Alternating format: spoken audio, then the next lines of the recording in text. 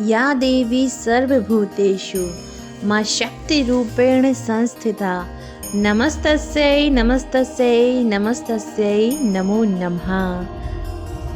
नमस्ते दोस्तों, मैं श्वेता स्वागत करती हूँ आप सभी का आपके अपने चैनल कथा और भक्ति में। दोस्तों, सभी को गुप्त नवरात्रि की हार्दिक शुभकामनाएं। आज माँ छिन्नमस्तिका का दिन है। ये गुप्त नवरात्रि का 5वां दिन है। तो चलिए दोस्तों, इस वीडियो में माँ की कथा का पाठ करते हैं। सभी बोलो जय माँ छिन्नमस्तिका की, जय माता दी। एक बार माँ भगवती अपनी सहचरियों के संग मंदाकिनी नदी में स्नान कर रही थी। उसी समय माता की सहचर्या को तीव्र गति से भूख लगी और भूख की पीड़ा के चलते उनका चेहरा मलिन पड़ गया। उन्होंने माता से भोजन की व्यवस्था करने को कहा, लेकिन माता ने स्नान करने तक इंतजार करने को कहा। लेकिन भूख से व्याकुल उन दो सहचर्यों ने उनसे तत्काल भोजन प्रबंधन की याचना की, तो माँ भगवती ने तत्काल अपने खड्ग से अपना सिर काट लिया। माँ भगवती का कटा सिर उनके बाएं हाथ में आ गिरा। इससे रक्त की 3 धाराएं निकली। जो धाराएं दोनों सहचर्यों ने उस रक्त का पान किया। तीसरे रक्त की धारा से माँ ने स्वयं रक्त का पान किया। इस प्रकार माँ छिन्नमस्तिका का प्रादुर्भाव हुआ। माँ छिन्नमस्तिका दूसरी कथा। मार्कंडेय पुराण और शिव पुराण के अनुसार जब देवी ने चंडी का रूप धारण कर राक्षसों का संहार किया था, तो चारों ओर उनका जय घोष होने लगा। परंतु देवी की सहायक योगिनियां जया और विजया की खून की प्यास शांत नहीं हो रही थी। इस पर उनकी रक्त पिपासा को शांत करने के लिए माँ ने अपना मस्तक काट कर अपने रक्त से उनकी रक्त प्यास बुझाई।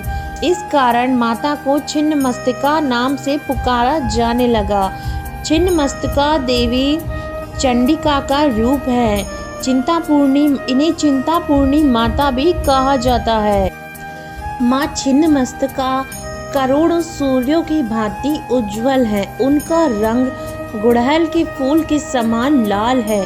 देवी ने एक हाथ में अपना सिर और दूसरे हाथ में कृपाण पकड़ा हुआ है। उनके गले में 3 खून की धाराएं निकल रही हैं। 2 धाराएं उनकी सेविका रक्त का सेवन कर रही हैं, दाहिनी और दाहिनी वर्णी। तीसरी धारा को स्वयं माँ ने सेवन किया है। मान्यता है कि शत्रुओं पर विजय पाने के लिए माँ छिन्नमस्तिका की पूजा की जाती है। यह माँ छिन्नमस्तिका का उग्र स्वरूप है। माँ छिन्नमस्तिका सकल चिंताओं का अंत करती है। चिंतापूर्णी मंदिर हिमाचल प्रदेश में स्थित है। माँ आद्यशक्ति अपने स्वरूप का वर्णन करते हुए कहती हैं कि मैं छिन्न शीश अवश्य हूँ, लेकिन अन्न के आगमन के रूप सिर के संबंध सिर से लगे रहने से यज्ञ रूप में प्रतिष्ठित हूँ। जब सिर साधन रूप अन्न का आगमन बंद हो जाएगा, तब उस समय मैं छिन्नमस्तिका ही रह जाती हूँ। इस महाविद्या का संबंध महाप्रलय से है। महाप्रलय का ज्ञान कराने वाली यह महाविद्या भगवती पार्वती का ही रौद्र रूप है। सुप्रसिद्ध पौराणिक हैग्रीव व्योपान, जिसमें गणपति वाहन मूषक की कृपा से धनुष प्रत्यक्षा भंग हो जाने के कारण सोते हुए विष्णु के सिर कट जाने का निरूपण है, इसी छिन्नमस्तिका से संबंध है। शिव शक्ति के विपरीत प्रति आलिंगन पर आप स्थित हैं। आप एक हाथ में खड्ग और दूसरे हाथ में मस्तक धारण किए हुए हैं।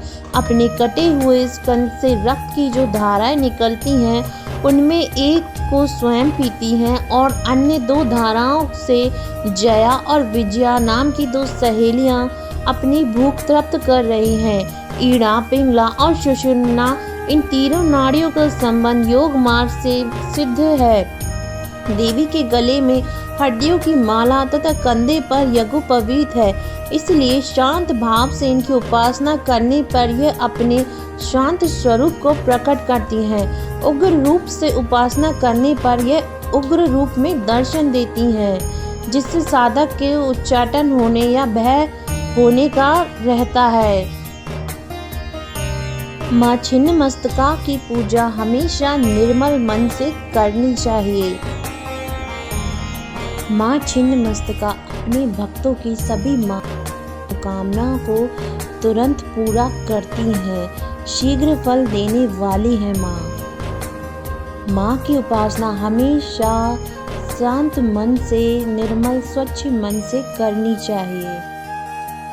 इन माँ की उपासना के लिए हमेशा शांत भाव से ही इन माँ की उपासना करें। इनके शांत स्वरूप की उपासना सबसे अच्छी मानी गई है। जय माँ छिन्नमस्तिका, जय माता दी। धन्यवाद दोस्तों, ये थी माँ छिन्नमस्तिका की उत्पत्ति की कथा सुनने के लिए आप सभी का बहुत बहुत धन्यवाद। कमेंट में जय माँ छिन्नमस्तिका और जय माता दी अवश्य लिखें।